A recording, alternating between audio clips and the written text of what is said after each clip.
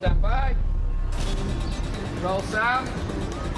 Keep everyone back, please, guys. Turn over cameras. Put 22 on it. Back. When I take one, I come up with the frame. Pull A camera, pull B, pull the frame. Action. Pub.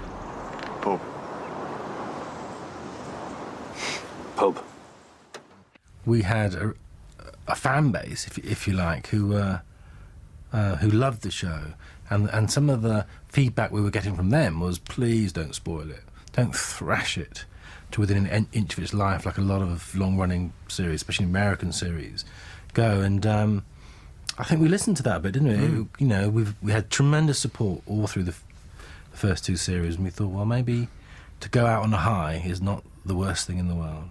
We knew we wanted to end it at some point. We knew how it was going to end. It was like a concertina. It was just a question of how long you stretched it out. And I was worried about stretching it out. Once it was a hit, the pressure is then on to maybe make it run for 4 years or 5 years or 6 years. And I was thinking, as wonderful a gift as that is to be given that amount of time to tell a story, can we sustain it for that long? I think we'd set ourselves quite a big challenge. We'd set up some quite big expectations in series one about how we could, how it would all get tied up. We talked about the possibility of leaving series 2 on a very big and very dark cliffhanger. I likened it a bit to the three early Star Wars films. The first Star Wars film had a happy ending. The second one, The Empire Strikes Back, had a big, dark, scary cliffhanger, and you knew you had to come back for the third one to see how it was all going to get resolved. And we talked about doing that. And then we decided, for various reasons, that we should get out while the show's good, and we'd done, 16 episodes. And we had to conclude it. And I think, obviously Matthew and Ashley knew exactly how they were going to end it. But they just, weren't prepared to tell us, obviously, because there was talk of going to the third series. But we just felt another 8 would have just maybe pushed it beyond its extended life. As writers, we were quite tempted to do a Christmas two-parter, wasn't it? Because we wanted to have a very Slade and Morgan Wise. Yeah. That was because we were writers. Yeah. But then, actually, funnily enough, I think it was the BBC actually said to us, are you sure you can't do at the end of series 2 what you're talking about doing in a special sort of two-parter?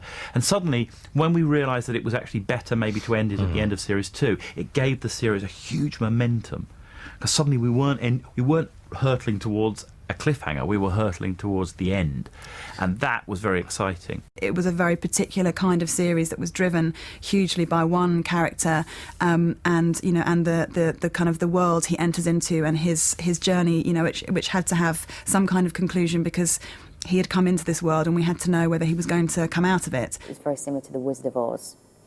And it is that type of story where somebody's disillusioned in their black and white world and nothing's happening and they wish they could be somewhere else, over the rainbow, and they find themselves in this colourful world, and yet it isn't all they expected it to be. And actually, even though it's bright, it's colourful, it's camp, and there's a lot going on, they just want nothing more than to go back home. Look, we both know I've never belonged here. I don't know. I thought it was all working out. I felt for the first time like we were all part of a team. So many directions for him to go in. Does he stay in 2006, but he's wiser? Does he bring Gene Hunt with him back into 2006? There was that idea that maybe somehow he imagines Gene Hunt in 2006, and there's a bit of fun to be had with that. Does he just think his lucky stars he's out of the whole thing? Does he, as one idea mooted was that he sort of goes and somehow finds an aged Annie. Oh yeah. But really, these were kind of digressions from the thing we always wanted, which was that he has it's like the train spotting: choose life, choose death, choose what you want, and he chooses to go back to that world where he feels more alive than he's ever felt. I wake up every morning and I tell myself I am alive. When you can feel, then you're alive. When you don't feel, you're not. We secretively had to make a decision, because I said, you know, I kind of need to know where Sam is, because he needs to feel that he doesn't know where he is, and that's okay. But if I don't know where he is and what he's going through, then we could end up being all over the place. So and we didn't know what was going to happen. We didn't know the conclusion to the series. We had ideas and we talked about it. We all had our theories. We all threw in, you know, what about this? You know, everybody threw in their ideas. You know, we should wake up in the good life. You know, in the vegetable patch between Tom and Barbara. Where am I? Oh, Christ, I'm in the good life. In episode 1 of series 2, we wanted to kind of throw a spanner in the works for the audience, because there would be a notion to say that Sam is definitively in a coma. So we thought we'd seed in these phone calls from Hyde from episode 1, whereby the viewer starts to question, actually, these voices in Sam's head, these phone calls he's been receiving, could well be just his imagination, and it kind of feeds into the notion that Sam is actually mad but existing in 1973. But we want the audience to constantly question that, so we'd only drip feed this information, and then when Morgan appears in episode 7, there's a kind of truth to this, but then by introducing other voices, other coma elements, then Sam again and the audience have to continually question this. You've lost your memory and replaced it with your undercover identity. I really like the last episode. It's hugely complicated, and it's like, you know, it's like Lord of the Rings. It's like in an hour, but it's great. It's great. I like it. I like the way it finishes. I think that was the key to episode 8. You question everything that's happened in the previous 15 episodes. You start questioning that. Oh, I must have been wrong. Well, no, with that, and then you kind of trying to figure it out, and it just won't come, because there's always an answer. It's that graveyard scene, isn't it? Yeah, that graveyard scene just drives you mad.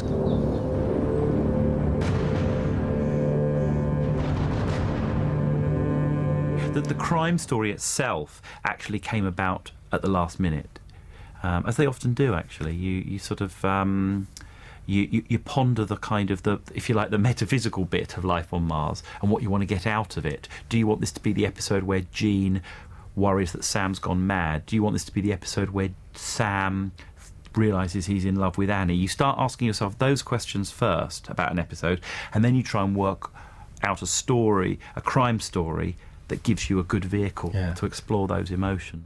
It's too late. It's over. You failed.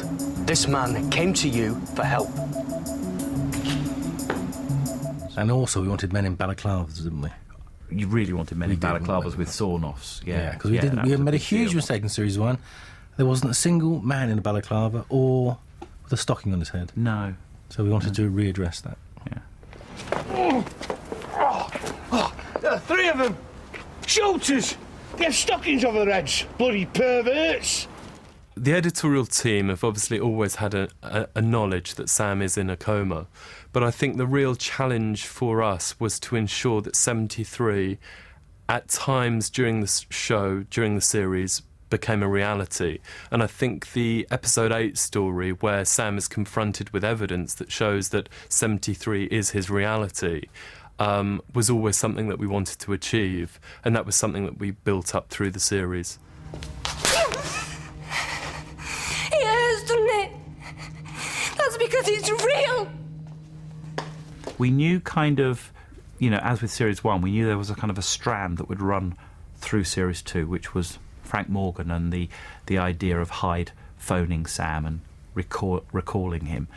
But to be honest with you, episode 8 really came about, in the writing, it really came about right at the end. I think what we reveal in episode 8, when it's ultimately the kind of downfall of Jean that brings about Sam's return to 2007, is the fact that Jean is an element of Sam and has always been an element of his mind. And indeed, we talk about a malignant tumour in Sam's brain, and I think the question for the audience is perhaps that kind of malignant tumour part of Sam's brain actually a representation of Jean? There's a tumour in the temple of Sam's brain.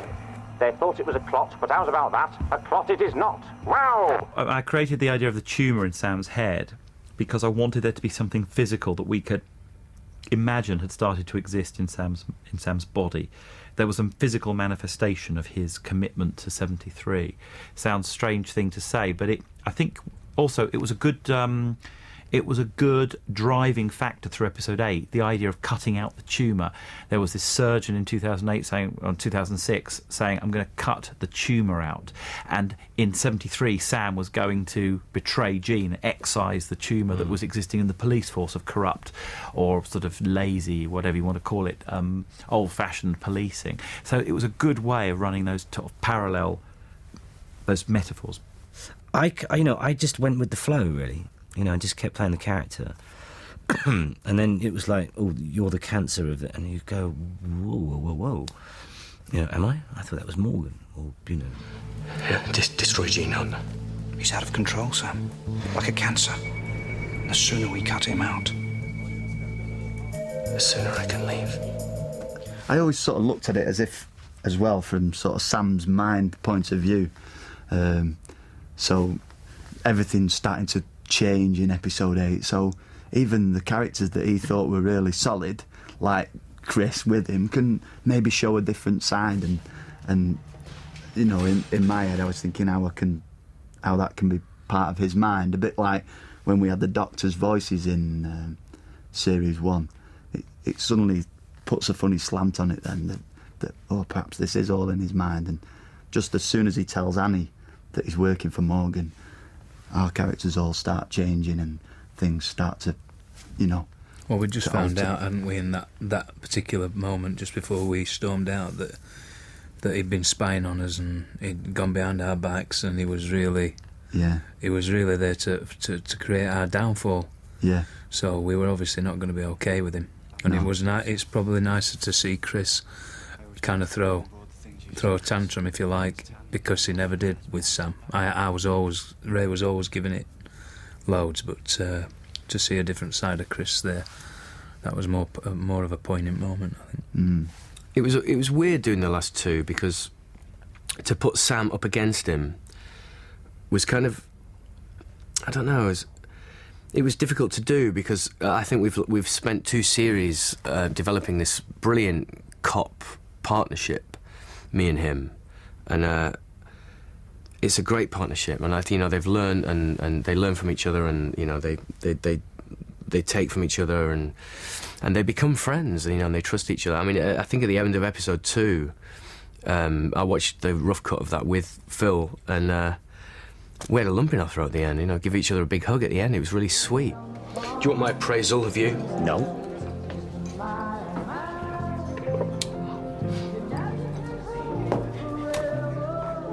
If you're around, then.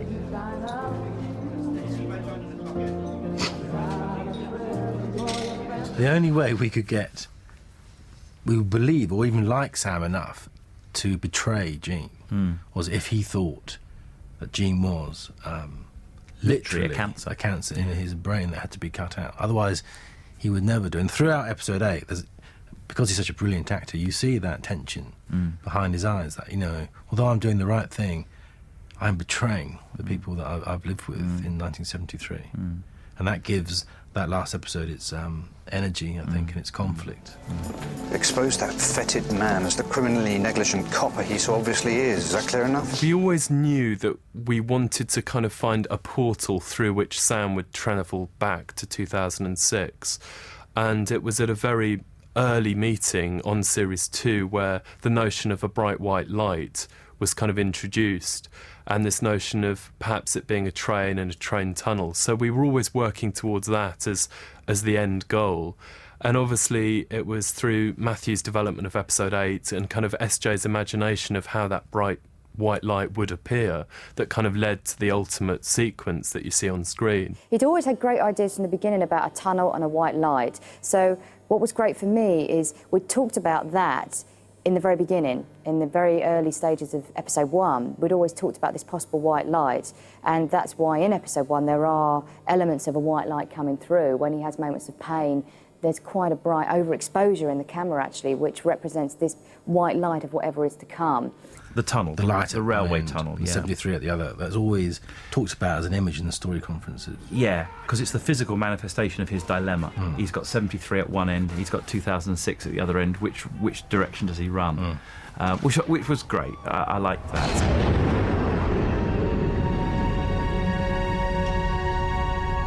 You've done it, Sam. It's over.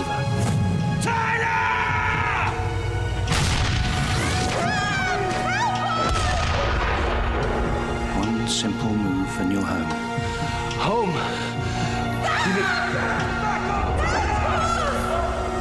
Come back to us.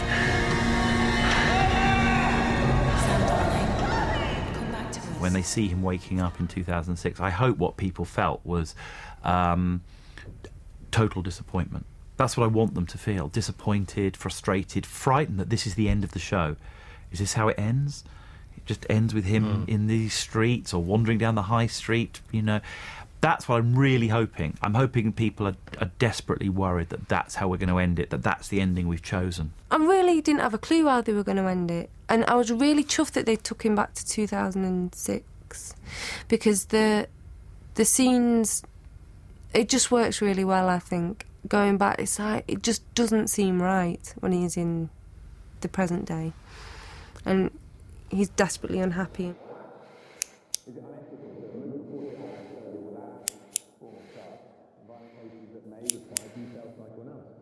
This was the point we had been anticipating as an audience. You want, because Sam wants to, you want Sam to wake up.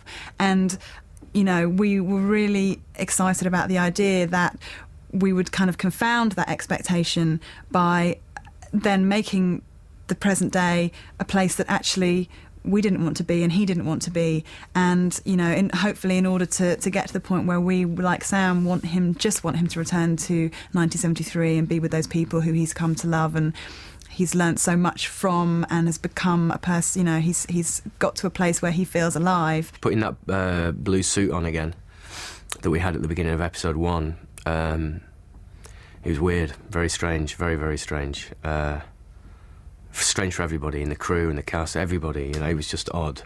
The first time I wrote him waking up in that hospital back in 2006, I felt very strange. And I couldn't even bring myself to write... I normally like to write interesting scene descriptions, not because anyone's going to see those, but because it's evocative and you want to evoke a feeling and a mood and an atmosphere in the reader because that person is going to direct your scene, it's going to act in it, light it, whatever.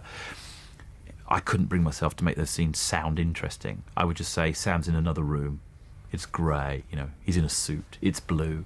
I just didn't want to excite anybody about 2006. I wanted to just take the colour away from this modern world that really...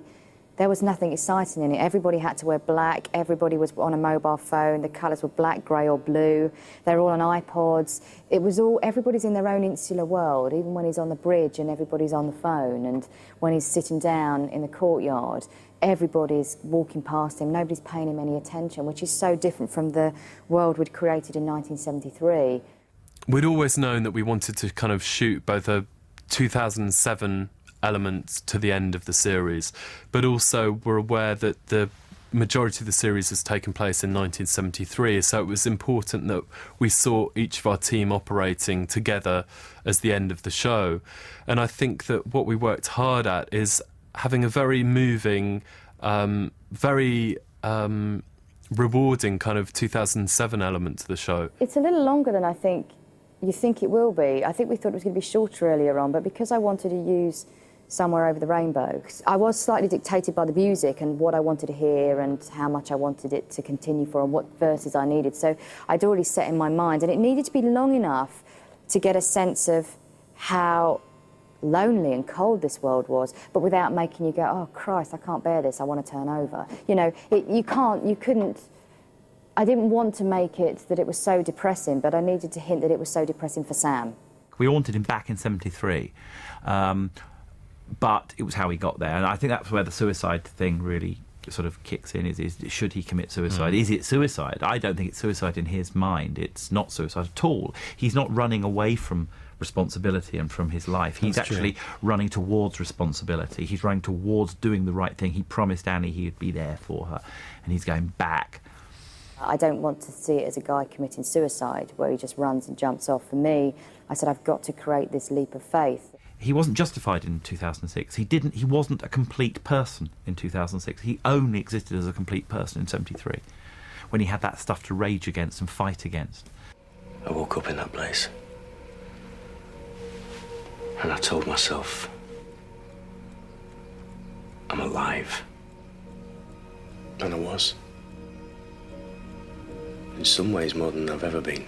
And on one level he chooses love, doesn't he? He does. He does it for the best reasons. Yeah, he's not addicted to that world. He loves Annie, and he realises he'd rather have a fake, or if you like, a fantasy love that feels real, than a real love that doesn't feel real. I mean, the key scene which Matthew wrote, I think, for me, is that scene with his mother, when he says, "Look, I left some people in trouble. I don't know what to do," and she said, "Well, you do know what to do because, you know, I know you'll do the decent thing." I made a promise, Mum. I made a promise to someone who I care about very much. And they've got nothing to worry about. Because you always keep your promises. The debates about the end of the series raged endlessly from when we first started developing Series 2 right through to the moment we pressed the button and said, right, that's the final picture lock on episode 8. Even as we went into the final stages of script development and as we went into the shoot, we weren't entirely sure what would actually be the final sequence. And I know this led to the crew believing that we were shooting potentially 2 different endings, 3 different endings. You know, what we wanted to do was to find a way that we could show a satisfying conclusion to Sam's journey. We felt we owed it to the audience to show them what had happened to him, why he was there. To see him wake up was we felt really important. You know, although we had debates about leaving it open-ended, leaving it on a question, but I think we all felt it was important for us because we knew in our heads all along what we thought had happened to Sam. It was really important for us to be able to explore that and show that in the series. Some people would like to have left the series on the jump and perhaps not seen any more. But to other people, it was really important to see the coming together of Sam and Annie, which is obviously a very important moment for the series. It maybe was 2 endings, and they didn't tell us. But I don't know. I just thought that the roof scene blended into the coming back and saving our hero saved the day. That's all I ever thought was going to happen. Anyway, I didn't know they had any intention of stopping it at the roof. The process didn't stop at all through the series. You know, there were some things that obviously most of it came through at script stage, but there were things we were adding, right up to the end of the process, even in post production. Some of the elements that that came through in the sound post were equally as valid as there's those ideas coming through at that stage were equally valid as some of the things we'd come up with months before that. And I do think the fact that SJ ensured that she left kind of black after the jump off the roof, it kind of leads the audience to think, is this the end of Sam's journey? And then we obviously go back to 1973. I love the false ending. I do. That you just think that's it. Yeah, that's it, and he's gone off the roof. And it's almost like you're expecting the credits just to appear in the bottom, and then that's really as he jumps off the roof, and it just goes into blackness. You think that's it. All of a sudden, his face just comes out of the shadow, and it's not it. It's good, isn't it? That's great.